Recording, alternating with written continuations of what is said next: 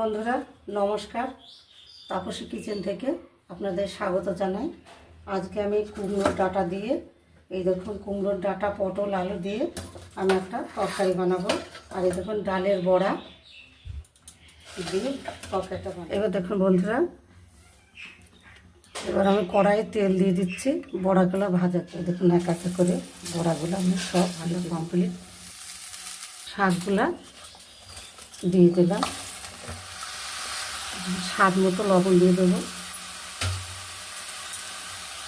একটু হলুদ দিয়ে দেবো, একটু নেড়ে আমি একটু ঢেকে দেবো।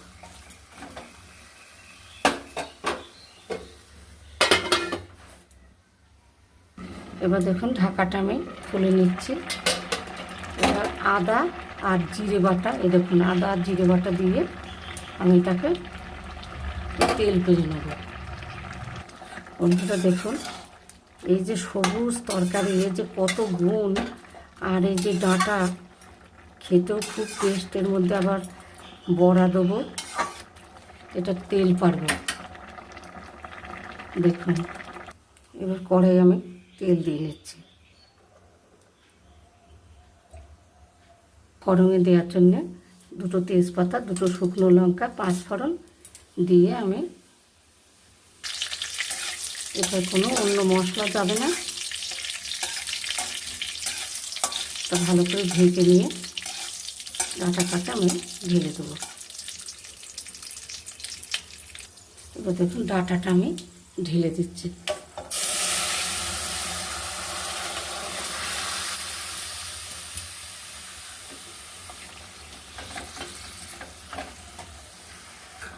দেখুন বড়া কটা এবার তুলে দিচ্ছি, ডালের বড়া।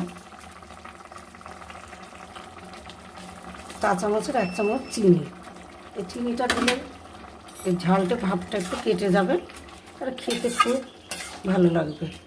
আর এর শরীরের জন্য খুব উপকারী, কোনো মশলা নেই, কি বেশি তেল নেই। দেখুন এবার রান্নাটা আমার হয়ে গেল। আর দেখুন আপনারা এরকম করে রান্না করে খাবেন, খুব সুন্দর লাগে। গরম গরম ভাতের সাথে খাবেন, দেখবেন মন ভরে যাবে। দেখুন আমার রান্নাটা দেখুন কত সুন্দর লাগছে, সবুজ।